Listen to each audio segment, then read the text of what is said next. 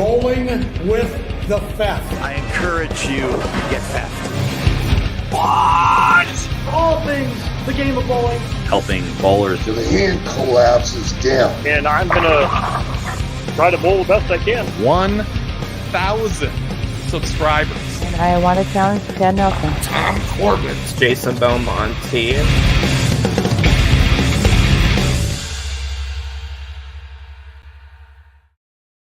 Well, good Monday evening, everyone, and welcome to another episode of Bowling with the Fef, a platform for you to share your unique bowling story live on our YouTube channel. A lot of folks joining us live already, which is great to see. I know they're excited to hear from our guest, who will be coming up in just a little bit.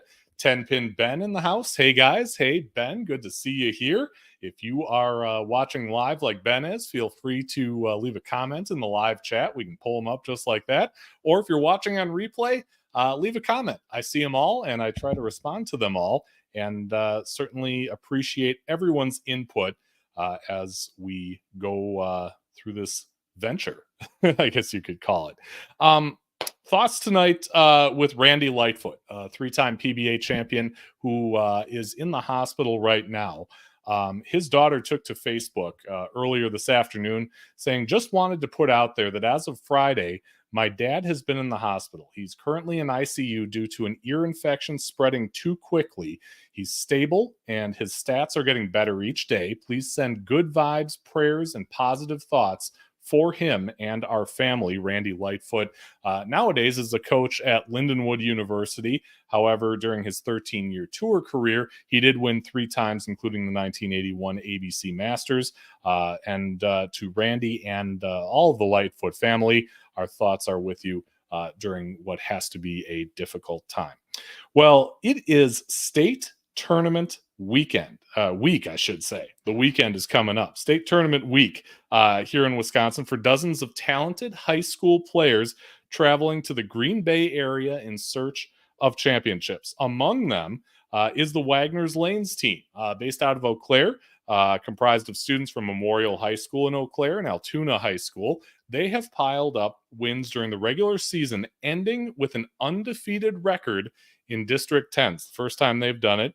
And 2 bowlers, Talon Scheuerman, who you've seen on this show before, and Cody Webb, both will be competing in individual competition for state championships, as well as in the team competition with the Wagner's team. Now, last year, they made kind of an early exit at the state tournament.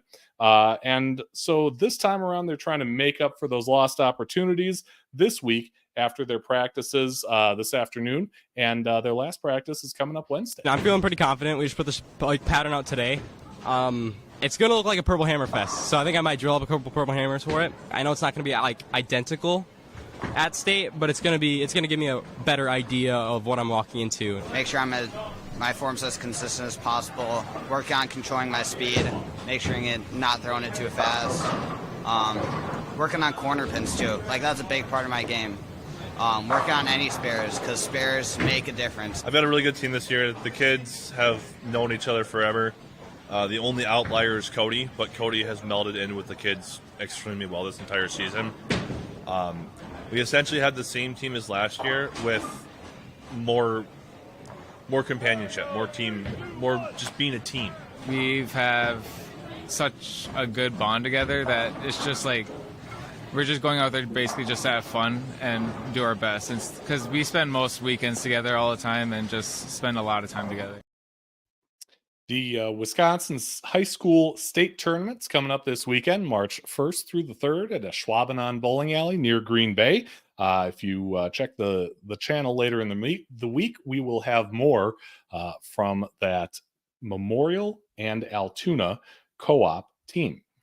Well, it is Kyle Troop winning again on the PBA Tour and likely leading the race for Player of the Year after a strong finals performance this past Saturday in the PBA Indiana Classic. Troop defeated Zach Wilkins, Marshall Kent, and EJ Tackett to take the title. The championship match, kind of a back and forth affair, but Troop took the lead, didn't look back after a tough 9th frame for EJ Tackett.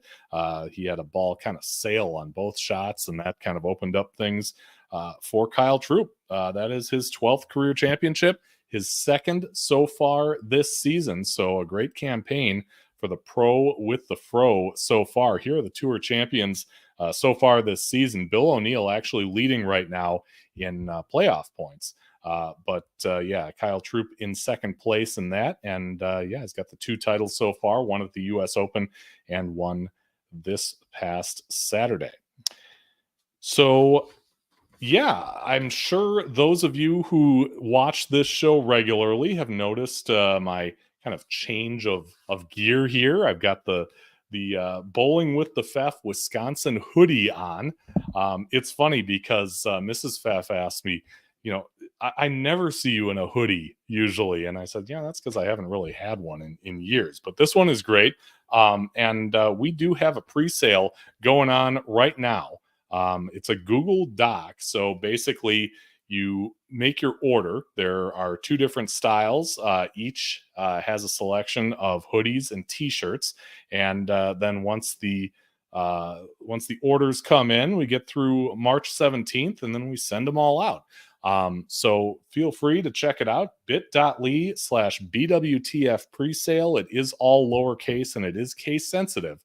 Check out the merch as we get into the merch game here on Bowling with the Pfeff. Bowling with the Pfeff, as always, brought to you by Chip Magnet Salsa. Chip Magnet is an Eau Claire, Wisconsin company distributing salsa and a whole lot more to grocery stores in 38 states and Canada. If you're in the Twin Cities of Minnesota, you can find it at Whole Foods, Nolan's Festivals, Kowalski's, Lund's and Byerly's, and most all small co-op stores. And there is a special deal out there for those of you who prefer online shopping. Go to chipmagnetsalsa.com, enter the promo code BWTF2024 at checkout. You get 25% off your purchase of $30 or more with no limit. A great deal from a great company, Chip Magnet. Raise your snack standards. And a big thank you, as always, to Chip Magnet for supporting bowling and Bowling with the Pfeff. We've got a few comments in here. Wow. I'm going to have trouble pronouncing that one. Maybe you can help me with like a phonetic spelling of that. But hi to you. Glad to see you out here live. 10-pin Ben, if we only had that. No kidding. And Connor Brown. Hey, Pfeff, how are you tonight? Very good. Glad to see you in here live with us all. So I do want to get to our guest right now, and he is a fixture at the Palmer Lake VFW in Brooklyn Park, Minnesota as a DJ, but he also has a long history on the lanes. Jeff Miller has competed all over the Twin Cities metro area with honor scores to his credit. Now he's got a daughter and son-in-law who are both tearing up the scene in Minnesota. So we're going to get Jeff and his daughter, Jessica Boyer, out here in an episode that we are calling GOMERDAD. We got to start out with that. I mean, I love that nickname. I don't think Jessica likes it as much, but where did it originate from? Well, the way that came about was when she was just a little kid. I mean, just not much. I tagged her with the name Gomer, and it stuck with her. She would answer to it. She would come running when I say Gomer, and she'd always yell, "Coming." And it kind of just stuck. And then she finally figured out who Gomer really was. And then she kind of gave me this look. And I went, if you ever watch the show Gomer Pyle, Gomer was this fun, loving, big-hearted, nice person, wouldn't hurt a flea. And that's kind of, we tagged her with the name Gomer. Okay. And people I live with, Kent would call her Gomer sometimes too. We lived together. So that's where it came from. Yeah. And Jessica, I mean, I got to ask for your response. What do you think of this nickname? I mean, it's obviously, from a good place, right? Yeah. I always give him a hard time when he calls me that. I'm like, no, stop. But in reality, at the end of the day, it's probably my favorite thing because it's from him. I don't think probably anybody else has that nickname besides me. And of course, at her wedding dance, when I got a hold of the mic to do my father's speech. Oh, boy. Yeah. Yep. Right there, right? Mm-hmm. Yep. That's the one. No, that's pretty good, don't I? Yeah, I guess. You're right. When you No, it's fantastic. you guys have obviously a great relationship. And now with Jessica kind of breaking into the bowling scene, most notably just a week ago, where she had her second career 300 in the association tournament out there. Jeff, that had to be a thrill for you. Oh, it was awesome. I mean, I'm very proud of her. When she was just a little kid, she was like 4 or 5 years old. She wanted to bowl because Daddy bowled. Okay. So we got her in the bantams at Earl Brown, and of course, you know, they get bumpers, and she finished on the wrong foot all the time. So another little nickname we gave her was Wrong Foot Lucy, and the rest is kind of history. You've heard her story where she's come up through the ranks, and she's always gotten better and better with sports with the help of high school, great coaching. I think Greg Cheidel said it best one time. He looked at me and he goes, "That she's a diamond." And I said, "What do you mean?" He goes, "She's very rare." And he goes, "She's going to do big things." He said, "She gets it all together, especially the mental game. Watch out. She's the next star."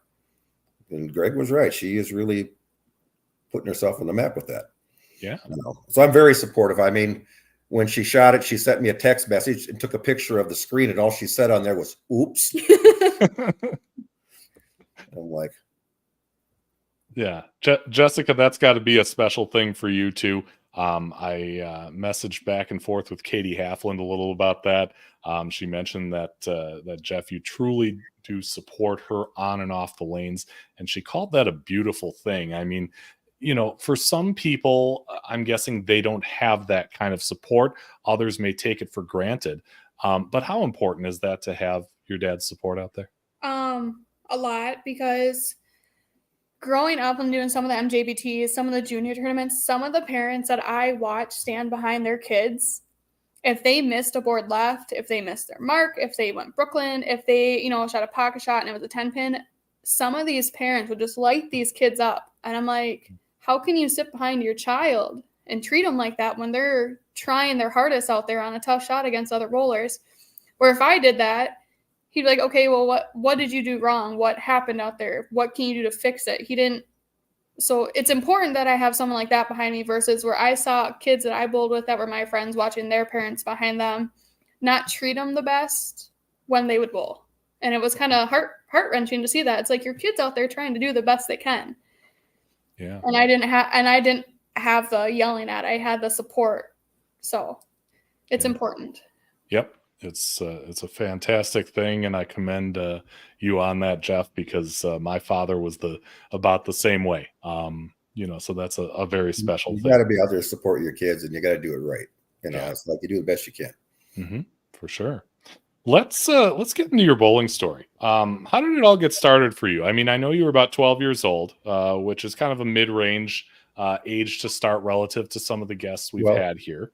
But what were the circumstances that got you? Well, it was under sad circumstances, truthfully. My father bowled in the Northeast Independence League at Maple Lanes in Fridley. And in 1969, he went bowling one Thursday night, and I was in fifth grade. I was 10 years old. I wanted to go with. They didn't let me go with that night, you know. And I admit I didn't behave real well sometimes at the bowling alley with him, but he said, "No, you're not going tonight." And my mom said, "You heard your father. You're going to bed." Well, the sad part about the story is he had a massive heart attack there. My mom got called, and he, of course, did not make it. He passed away at Maple Lanes at the age of 51. And I never really wanted to get involved in bowling that much. And I talked with my sister, and we talked a little bit, and I said, "You know what? Let's go bowling." So in school, they would give us these 3 games and 3 games free, these cardboard cuts for North Bolero Lanes at Columbia Heights. So we went down and started bowling. Very first bowling ball I ever threw, I got a strike. And I thought, "Well, this is fun." Yeah. And then I think about the next 4 went in the gutter. You know, so, and then I was kind of just dinging around with it, just open bowling, and then I'd use some of the coupons up, and you know, and finally my mom said, "Well, why don't you get involved in the junior league? They got lots of programs. You can maybe get involved after school on Fridays because they got a great program on that." So I got involved in a 330 junior league down there, and I liked it. I met a lot of really neat people, and at the time, the junior coach or coordinator name was Gary Hedlund, who I had he was a really great guy, a lot of fun, and he was very, you know, really liked helping the kids out. And it kind of slowly but surely, the rest is history. I got to do it. I said, well, I want to do this on Saturday too. So I ended up joining the Mateys Junior League program too. And that was one of the best programs you ever want to see. That was huge. And a lot of fun. Really good people. And the next thing you know, it turned into, just gotten more and more. Next thing you know, when I got into more high school age, like junior traveling leagues, the Sunday junior traveling league, that was something to see back in the 70s. Sure.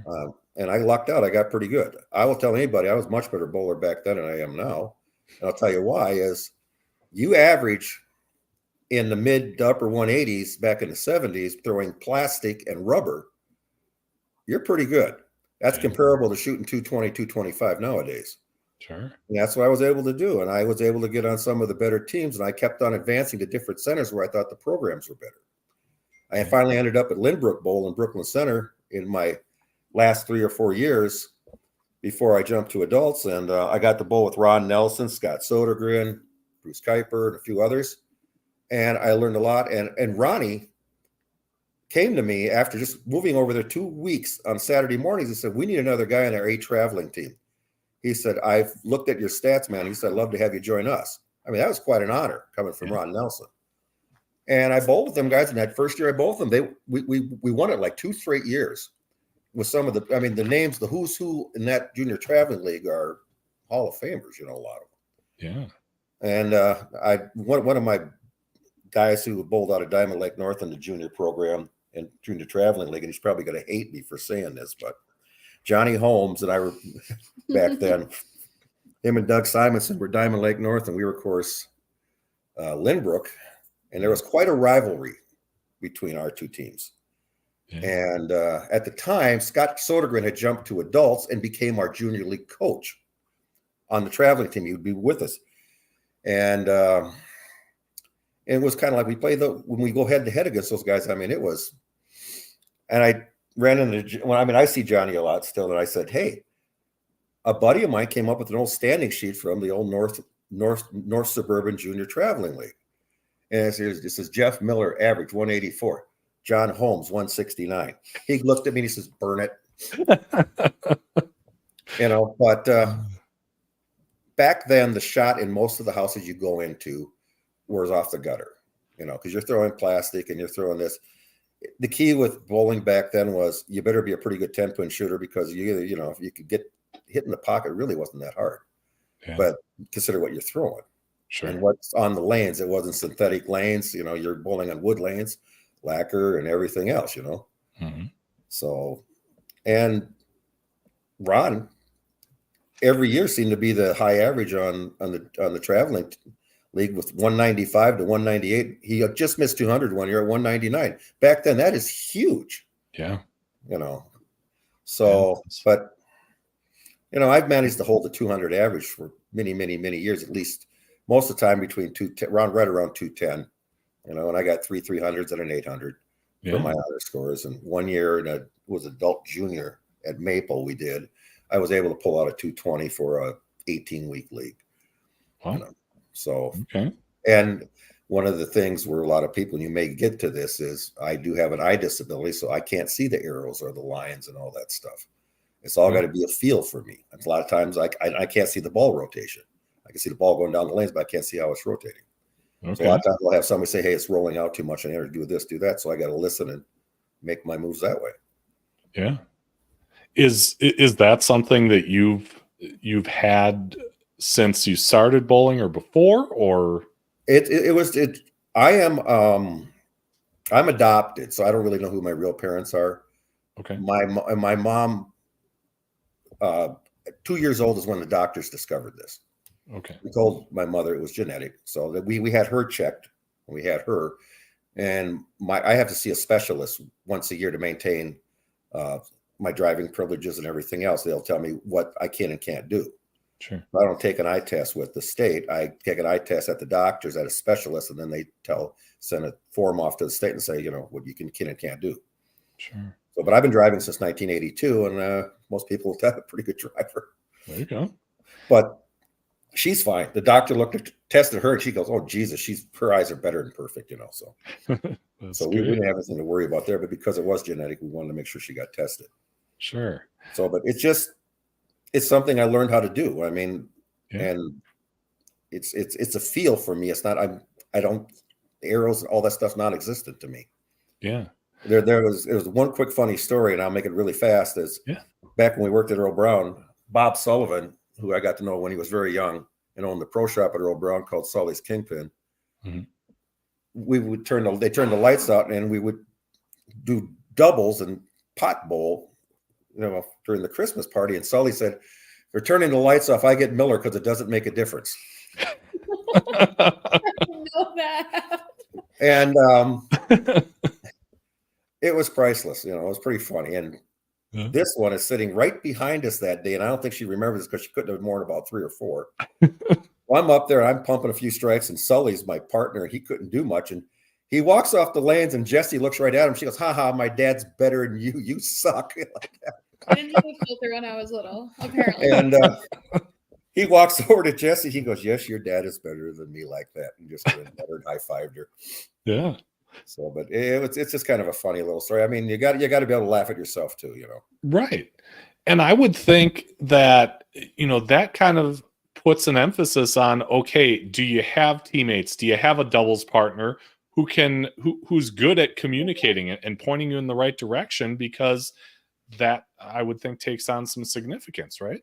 Well, it does. I mean, I got involved out of juniors into men's leagues with some really good bowlers, because coming out of juniors, and you have a 185 plus average back then, they're looking at you like you would have 220 this year. I mean, now. So, I mean, I got hooked up with some people with, they'd have 8-10 teams that go to tournaments. And it was my second year. I mean, I got hooked up in a doubles event in Alexandria, Minnesota. Jerry Schlummer was the guy in charge of our stuff, his name was. But he said, "I'm telling you," he said, "I'm giving you this guy because he's heard about you and he wants to bowl with you in doubles." And okay, I didn't know who. I mean, I'm young. I don't know. And the guy I got to bowl doubles with in Alexandria was Leo Mann. And anybody in the state of Minnesota who's ever connected with bowling know that he's a legend. And I got to bowl doubles with Leo Mann in Alexandria back in 1982 or 83 it was, and we placed in the top 20. I mean, and I'm like, I didn't know who he was. I was just a young kid enjoying drinking beer and bowling, There you go. But and then at the later time realize who I really bowled with, So. Yeah. What was it like to make that transition from the junior leagues to the adult competition for you? Well, actually, I was going to jump a year sooner, and I ended up staying in juniors till I was actually 21 because I wanted the experience.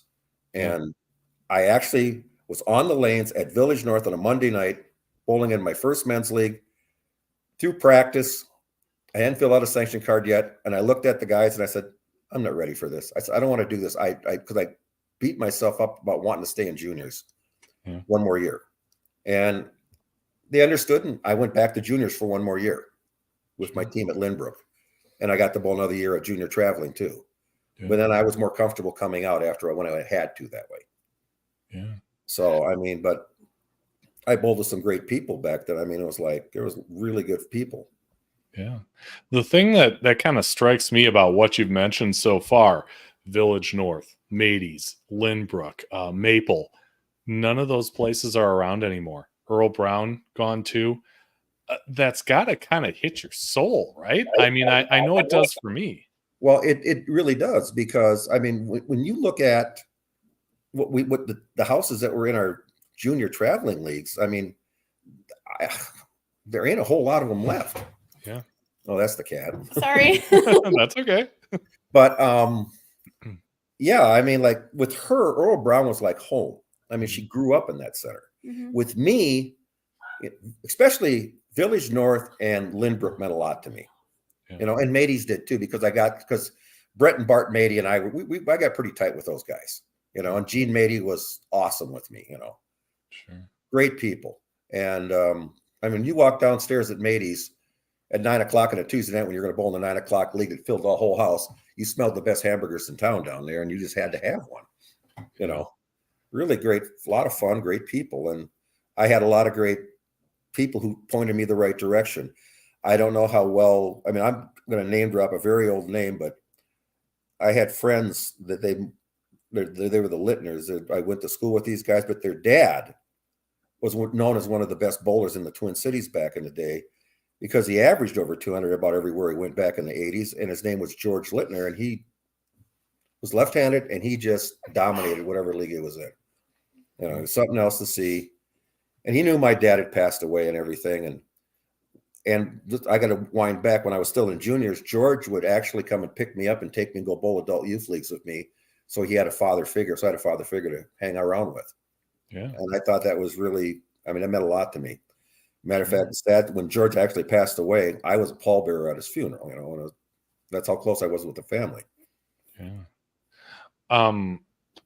What did it take, you know, in those days for you to be, be happy about a night on the lanes, to be happy about, a performance in a tournament? Did you set a high standard for yourself? Not really. It sounds a little weird, especially in league. It was just about getting together with the guys. And of course, back then, men's leagues were men's league. There was no such thing as a woman in them. You know what I mean? They weren't open leagues like they are now. But it was just getting together with the guys. And there was a lot of guys that I bowled with that were a lot older than me, but I made a lot of really good friends. And, you'd go out and just the camaraderie and having fun, going to the tournaments with these guys too. Of course, we used to use the excuse about, because we'd go to 8 to 10 tournaments a year with Schlemmer's group. It was always an excuse just to go drink and party. Bowling was a secondary, sometimes they'd say, but not really. We did very well. A lot of tournaments and, and a lot of fun, but just meeting a lot of people. And I wasn't one who got all uppity at, if I didn't bowl that great, I mean, I had my very first 700 down at Old North Bolero Lanes, my second year of men's leagues, so I was 22, 23, it's like, that's a huge accomplishment back then. Yeah. For sure. But, I reached out to Sarah Cascino Roberts to ask her about you. And, she said that, she guesses she's known you since she was a little girl. She said she doesn't remember this, but you've told her how her dad would put her in your lap. Al Cascino. When it was dad's turn to bowl. Now, I have some history in the North Metro Traveling League. Sarah and I actually bowled it, around the same time. I remember seeing Al there, but never really got to know him all that well. What can you tell us about Al? Al was amazing. I mean, he definitely was a competitor, though. I mean, he did not like to lose. Great guy. I got to know him really good when we were bowling in the Twin City All-Star League down at the old Apache Plaza Lanes bolo mat. Yeah, down there. A great bunch of guys. I met a lot of great people down there. And it was Al, Dave Anderson, Dave Hoppenroth, and those guys. Yeah. And they were on this team. They were on Jimmy Johnson. It was Sundial Realty or something like that, if I remember right. And I got to know these guys because we were bowling them one night, and he said, well, he told me Sarah, blah, blah. And she was like, could have been more than 4, maybe 5 at best. I don't know. I go, he was holding her down there, and he went up the bowl. He looks at me because we've been playing goofy faces with each other. And he plopped her on my lap. He said, why do you keep an eye on her while I bowl? So yeah, that happened a few times that night. I told Sarah, I said, that's when I met you. Your dad plopped me on my lap a few times when he was going up the bowl. Yeah. And Jessica, you ended up becoming pretty good friends with her too. Yeah, Sarah's one of my favorites to bowl with. I just subbed with her for the last maybe month and a half on Wednesdays because Tom got hip surgery. So yeah, I've known Sarah came to my wedding. She's been around a long time. So I really like Sarah. I think she's a lot of fun to be with and be around. And I DJ'd Sarah in Tom's wedding. Yeah. What an epic wedding. That was something else. That was fun. Yeah. Yeah. No, both of them have been kind enough to be on the show too, which is awesome. Jeff, what do you remember about the New Year's Day sweepers at Matey's? Oh my God. Besides the fact that you were so hungover you didn't know your own name half the time. We would, New Year's Eve would go out and we'd do it up, and then it was tradition. All a crap load of us who grew up together. It was limited to 32 players because it was a double elimination. elimination. It was like you lost, you moved to losers bracket, you lose again, you're out. That's the way it worked. Yeah. And they had 16 lanes, so it started with 32 bowlers, two bowlers a lane. And somehow I got my butt out of bed and made it down there. Don't ask me how. And I actually won a couple of them. You know, the one that stands out in my mind is I walked through my first 4 or 5 games, and I'm telling you, I was literally sick. Oh. And then I got a bye, and I won another match, and I got another bye. So then I got down to the finals, and the only way I could lose is the guy'd have to beat me twice. And all I'm saying is I was in and out of the men's room quite a bit. And we get out to the finals, and my good friend Dave Schmidbauer was really cheerleading for me, telling me, I got this, you got it. He kept on feeding me water. I was in pretty rough shape. And the guy beat me the first. I don't remember even who I bowled. He beat me the first time around. And the second game, and I was noodle legged. I was just out of it. So I got up in the second game, and we got down to the 10th frame, and I needed a mark to beat him. And I throw the ball, and it wasn't even a good shot. And I leave a 5-pin of all things. And everybody's like, "You got this." It's right in the middle. I said, "Dave, I can barely move." And I picked it up, and I won the match. And I was like, but that one kind of stands out. And then about 2 years later, I was in a little better shape, and I won again. I mean, it's a fun tournament and good payout. I mean, the Mateys ran a really good New Year's Day sweeper. You just look forward to it every year, because after the tournament, we'd all go over to somebody. I can't remember. There was a few guys' house. We go to Lindquist's house sometimes, or Valentine's house, and play poker all afternoon and evening. Sure. And sometimes I'd do good. Sometimes I wouldn't do so good. But it was all memories, because Gene and Bart and Brett and all of them would come and play poker with us. Yeah. It was a lot of fun. Yeah. Katie talked about how you two go back to Maple Lanes. I remember her bowling out of there. Another center that's no longer around. But, she mentioned that you used to get her into bars when she was 19. She said, always a gentleman, though, rather like a big brother. She said him and I go back to Scratch Trios days at Maple. What was that like? Well, when I met her, I mean, there's this young girl, and she got wind that I did some DJ work, and I had really long hair. And I think I'm just, I've said this to her before, and she kind of nodded. Yeah, she had a little crush on me, and she liked my hair. She was into this long hair stuff. And one day we were standing on the approach talking, and she's kind of playing with my hair a little bit before shadow ball starting. I cannot say what Darren Hansen said to us, but she definitely put him in his spot. And then, I got her across the street into the old Shorewood. Actually, I had a little help with that. John Holmes might have had a little something to do with it too. But, they kind of knew us over there. Said, she's with us. And they just like, okay, whatever. Yeah. And once again, Darren Hansen made some comment over at the bar at her. And I can't repeat what Katie said, but she definitely put her in his spot again.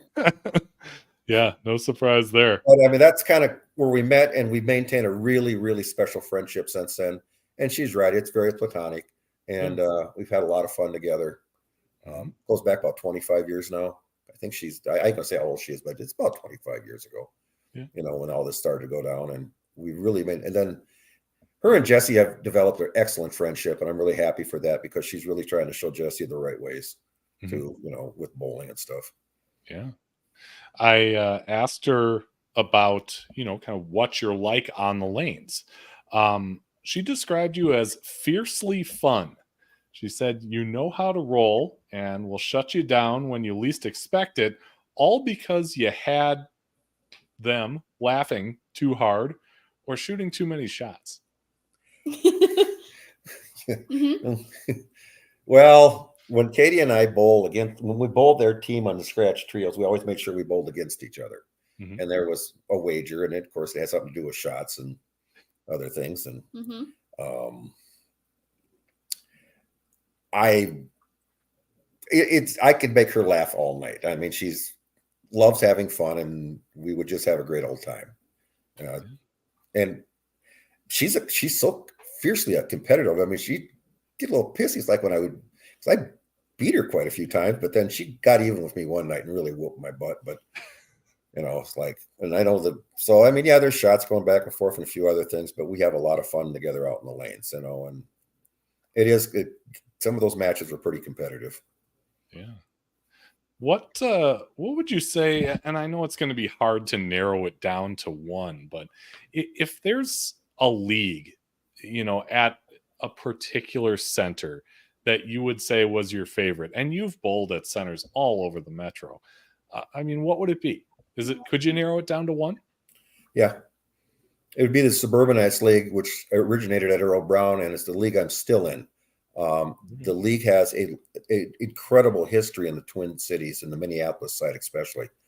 It originated back in the mid-'50s at Maple Lanes, which is almost, the league will be celebrating its 70th year in existence this year. And it moved to Earl Brown when Earl Brown opened. And then it moved on to the Brunswick zone, and Blaine is where we're at now. And that's the only three centers it's been in 70 years. And of course, you can tell Maple closed, Earl Brown closed, so we're out at the Brunswick. Well, now it's Bolero out in Blaine. And I've been the league president of the league now for the last 35 years. A guy that a lot of people are going to recognize the last name kind of said we need some young blood to take reins and keep this league going. And his name is Hank Prentice. It's Brent Prentice's dad. Yeah. The first year I came out of juniors, the first team I bowled with at Earl Brown was Hank Prentice's team. Asked me if I would bowl with them. And it was a lot of fun. And the first couple of years out, I bowled with them at Earl Brown. And I learned a lot from Hank. Hank's a great guy. I mean, Brent, I love Brent. We gave him a little nickname. We called him Smoking Fingers. He's gonna kill me when he sees this. But yeah, and it's, I guess, sad that we did lose Hank last year. But he's a guy who was just so much fun to bowl with, and his group, good people. And I made a promise to Hank that I'd keep the reins tight and keep that league going. And 35 years later, I haven't broke that promise yet. Oh, that's awesome. Jessica, have you been able to get involved in that at all, that league? Yeah, I get asked to sub, but my dad will say I'm very picky on who I'm going to sub with in that league because I haven't had the best time in that league for scores. So I'm like, I don't really want to. So it's I'll go bowl for like my dad's team, or I don't know if the Reynolds, they were my boys. I grew up with them forever. So those are pretty much the two teams I'll be like, yeah, I'll sub, but you got to kind of beg me to come bowl because I'm like, I don't know. Oh, this year she's got 9 games in and she's averaging 212. So I don't know. This year, I don't know. There you go. There you go. Here's Tacoma from that Memorial Altoona team that I mentioned before. Says we're taking home that first place this weekend. Good luck to you and the rest of the boys there, Tacoma. Sarah mentioned that you two used to work together at Earl Brown. She said that you two would tailgate. You bowled leagues on the same team for several years. Oh, yeah. Yeah. She said she saw you bowl your first 300 at Tex. Yep. What was that like for you? It came out of nowhere. Johnny Holmes started doing my equipment, and he would pick out a bowling ball and say, I know this is going to work for you. I just know it. Because I've known Johnny since we were teenage kids. I think, like I told you before. And I was a storm ball, but I can't remember what the brand, what kind of ball it was. And it was the first game at Tex. It just came out of nowhere. It was on 15 and 16, and voila, 300. Very first one I had. I mean, I'll never thought I was going to shoot 300 or 800 with these eyes. And I got one. And then a couple months later, Johnny talked me into buying this ebonite ball called the Big One. Now, these are both solids. Okay. So I'm like, okay. And I needed a new pair of shoes at the time too. So happened to be that weekend we were going to go up to Little Falls with a big group of us from Earl Brown and bowl up in Little Falls at the No Tap. And first set, we had 2 sets we do, 4-game sets. I was horrible. I was trying to get used to the shoes. I fell down twice. And I think I barely shot over 800 for 4 games in a No Tap tournament. And I'm like, okay. And I was dinging around. So I finally took the new ball out. I'm just going to go ahead and just do it. I didn't really throw it that much yet. And we go to the second set, and I start off strike, naturals. And I got an 8 spare. Then I left an ugly split and had 73rd in the 4th frame of the first game in the second set. Okay. I never missed again the rest of the day. Wow. I shot 1153 scratch. I went 253, 300, 300, 300. Wow. And got $1,000 out of the deal, and also won 300. I mean, because you get every 300 you shoot, I think they let you win 2, if I'm not mistaken. I can't remember the exact rule, but I did very, very well. And and we knew the family who owned that place. They knew my family because my family's from Little Falls. And Ron looked at me and he said, I'm looking at you. He said, you only had that whole 4-game set, 6 9-counts. Everything else was natural. He said, I'm looking at those last 3. He said, if you pick your spares up, you shoot close to 850. Wow. You know, I couldn't miss. I mean, I just could not miss, because once you bowl 2 games, you got to slide over another pair of lanes and bowl 2 more. Yeah. And I just couldn't miss. And then I called Johnny, right away and told him what I did. And he said, I told you. And then the following Monday, I'm using the ball down at Texan League, and we were bowling Deb Lanto's team. In the 4th game, it was 23 and 24, I think we're on.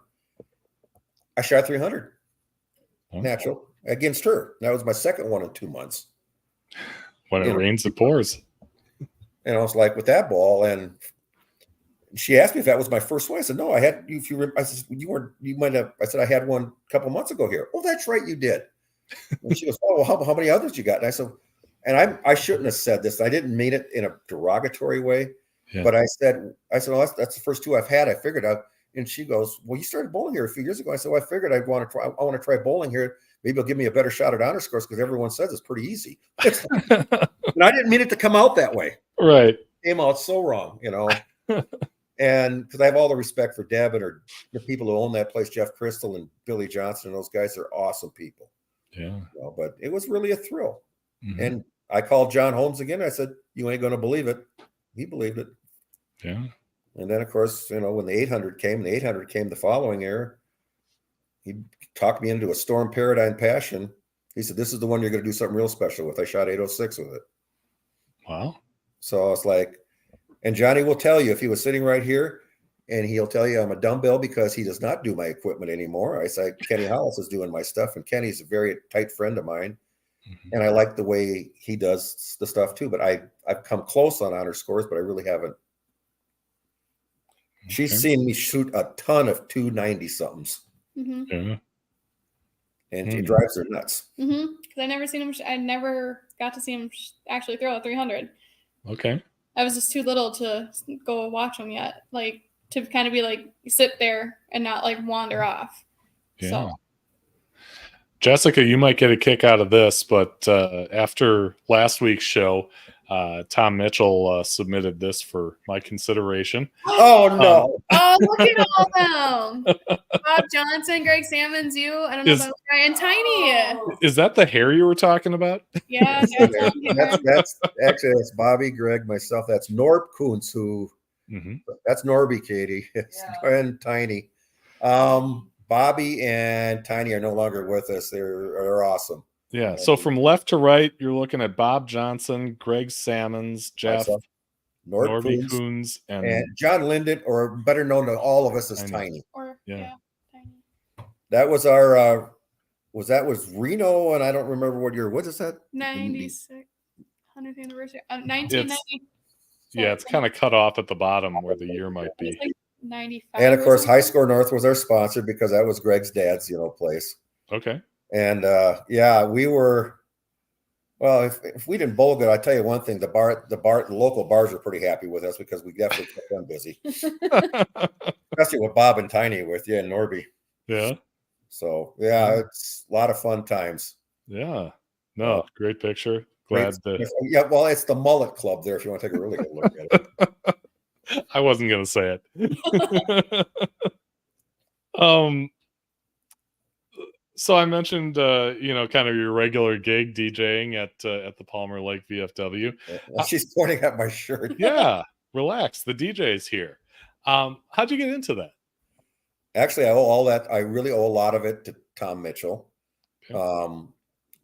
when he took over in charge at Earl Brown, He's here, by the I way. got to know him a little bit. Yeah.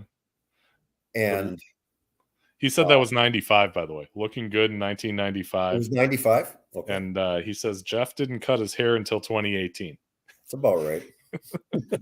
But there was also before Mitch took over, it was party music in Earl Brown at Jams, which was KDWB. It was their offshoot of mobile stuff. Okay. And I got to know a couple of guys in charge of party music really well. One of them was named Tom Bell. And what ended up happening is Tommy was kind of going rogue on his own, and he needed a DJ on every Friday night at a place called Gordon's in the Park in Brooklyn Park. And the guys at Earl Brown would let me screw around having a little fun, and Tom goes, I sat and watched you that one day screwing around. He said, you're better than screw around. He said, you're excellent. So he wanted me to give this a shot. And I said, what the heck? Why not? Okay. So that got it all started.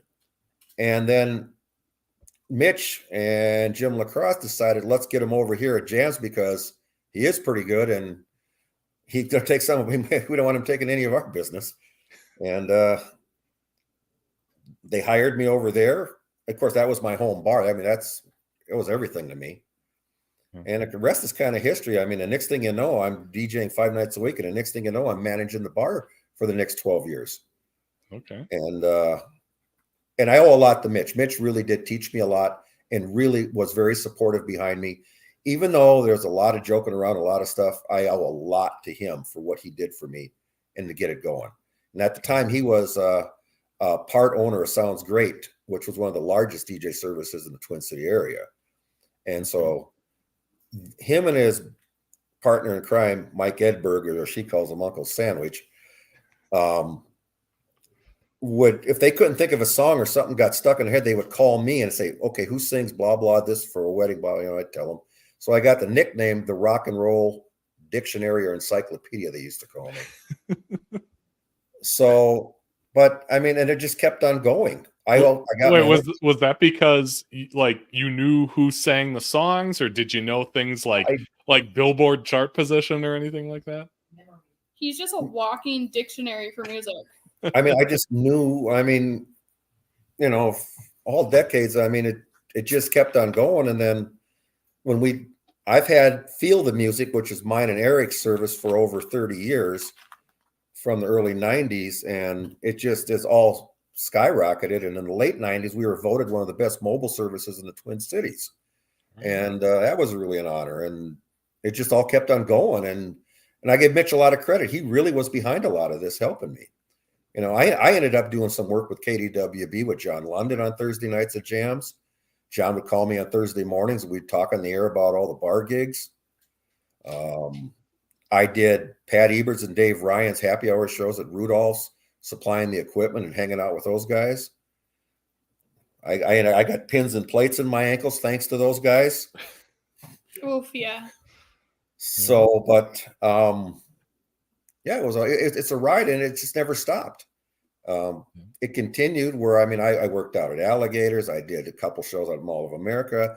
Mitch got me hooked up doing a bunch of shows down at, I think I got to get this right, the Pickled Parrot or something like that down in Apple Valley or Egan, and WeFest shows, which I got to do, and all sorts of fun things. And then lo and behold, I've been at Palmer Lake now the last 11 years when I thought I'd be long gone and not doing this anymore at my age. But nobody wants me to quit. Okay. That's a nice compliment. At Palmer Lake, I get to play 60s, 70s, 80s, 90s, mixed in with some country and 2000s music. It's a perfect format. The crowd loves it. We have a lot of fun there. And you heard Mitch say on his show last week when he was with you about how hungover he was New Year's Day after spending New Year's Eve at Palmer Lake. I remember that. Yes. Yeah.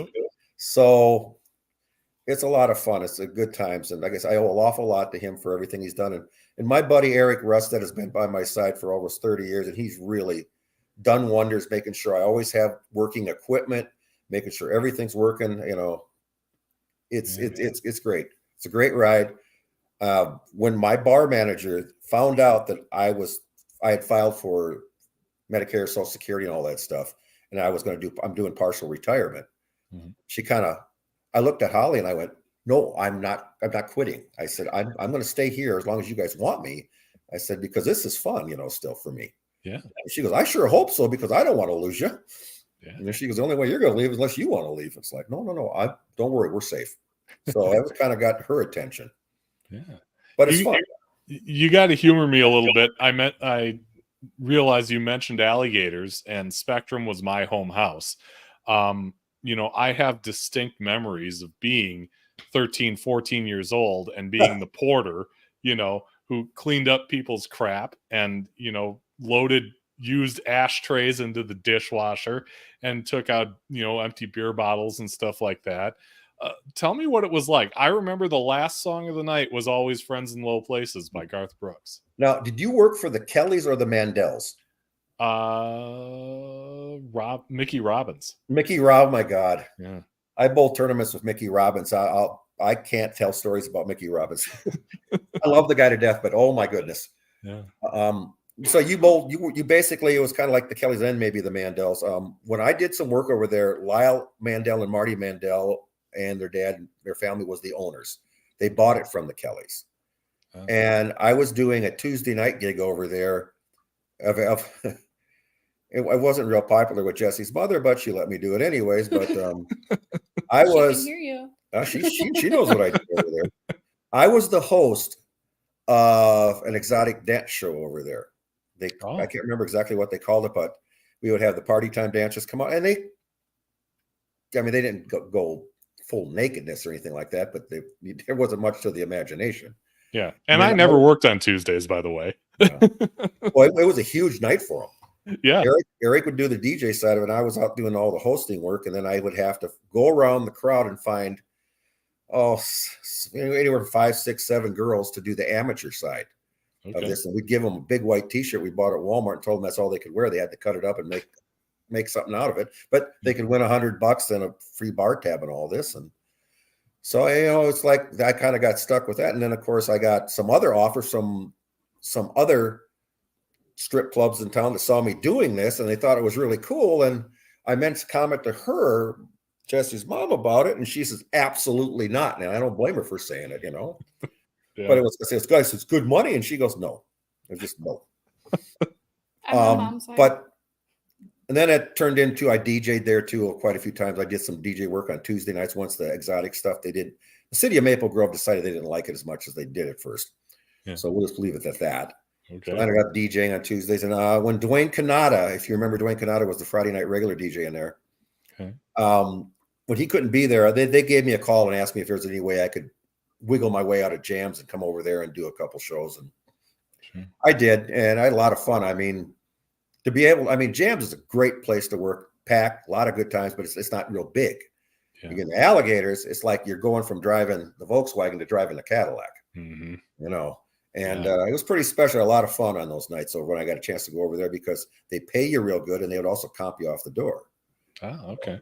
I got paid really well over there. I owe Marty Mandel and those guys, Lyle, all of them, a lot of fun times over there. All right. Apologies to your mom, Jessica. Didn't mean to take it down that kind of path, but like I said, that place, that place was very special to me. So always glad to talk about that. Sarah, on the topic of your DJing, says you love to talk. You're good at it, and that's why it's one of your jobs. She said that, as you mentioned, you DJ'd their wedding. Everyone said how much fun it was. She said he'll tell you that himself, and you did. It was epic. Their dance floor was packed from start to finish, and and I was careful about what I played at times, because I know Sarah and Tommy, big country fans, and I had a couple in other groups that are good friends of mine saying, why haven't you played any more country? And it was Carl Fitek and the Lantos and them asked me about it. And I said they're not really big fans of country. That's why I'm kind of not doing a lot, but I'm doing a couple songs here and there. Yeah. But of course, anybody who knows Tom knows he's a real headbanger. Metallica. And we cranked up Enter Sandman at his wedding dance at the end and just about knocked the lights off the wall. So we had a lot of fun with that. And the thing with the gift of gab about liking to talk is just, all the stuff I did back with still DJing. I mean, to be a good DJ, you got to learn how to talk too. You can't just sit there and mix all night. Right. It depends on what bars you're in, is what you can and can't do. You talked for about 10 minutes at my wedding at the dinner talk. That's what dads are supposed to do, young lady. Right. Dads tried to figure out how many different ways can I embarrass her in 10 minutes, and it's like it worked out pretty well. Uncle Barry even left it short, and I'm his goddaughter. That's because he was crying.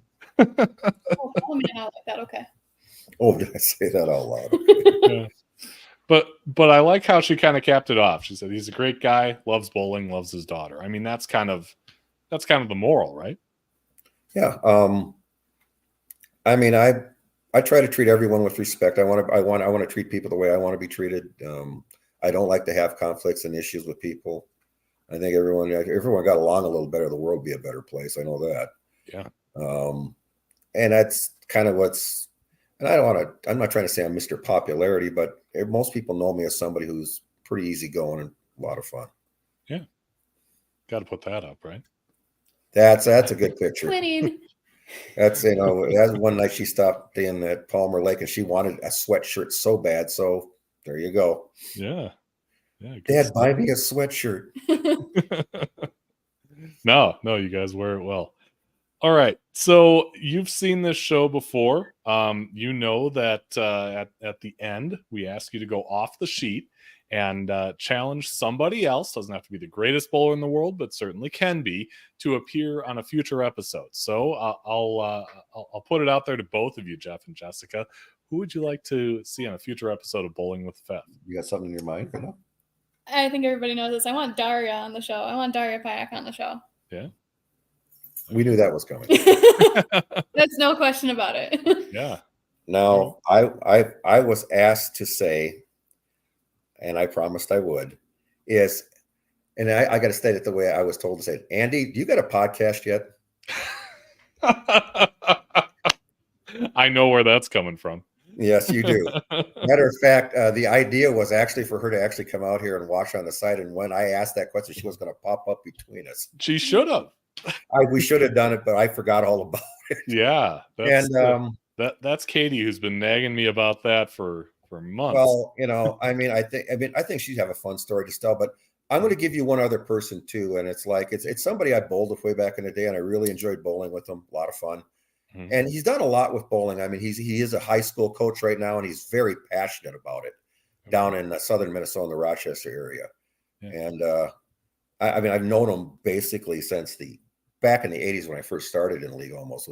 Guy's name is Steve Sherman. Okay. We used to call him the Shermanator.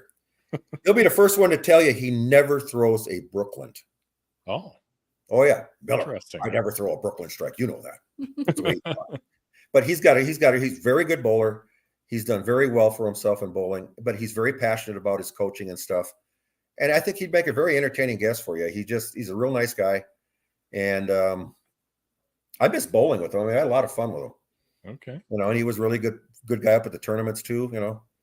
But there's reasons we'd make sure Al Petrozewski and Steve Sherman had the same hotel room, because it was we'll just leave it at that. Oh, good God. All right. But all I'm saying is that's what I would like to see. I think he'd make a good guess, and his teams have done very well in the high school bowling ranks. Stewartville has done very well down there. So I think he'd make a good guess. Fantastic. Well, Daria, Steve, and potential podcast sponsors, if you'd like to get a hold of me, you can find me on Facebook. I'm Andrew Pfeffer, or you can email bowlingwiththefeff@yahoo.com. You can take Jessica and Steve and Jeff up on their challenges, or throw a bunch of money at me and get Katie on this show, because she said she'd be first once I get this into a podcast, but all that stuff costs money. So you could probably throw it back at her and say, Katie, you want to sponsor me? There you go. I'm sure she'll see this. That's a good idea. Matter of fact, she's watching, I'm sure. That's a good idea. I love that. Oh, here, Tom says another guy that hasn't ever changed his hair. That's true.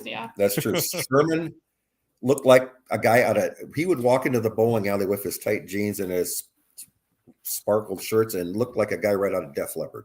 Oh, yes. Okay. I'm serious. But what a bowler. I mean, great bowler, great fun. Yeah. Really. Cool. Well, I hope both of them take you up on your challenges. And, as we kind of go into next week, we've got a special edition of this thing next Tuesday, March 5th.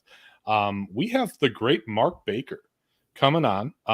He is going to be talking about his new video series. He's done a bunch of these shows and talked about the video series, and he's given away the video on these shows. So, of course, I had to hit him up and say, hey, you're going to give away one on this show, and he gave me a thumbs up. So we will have a giveaway coming up next week for those of you watching live. So I'll get some details out there very soon.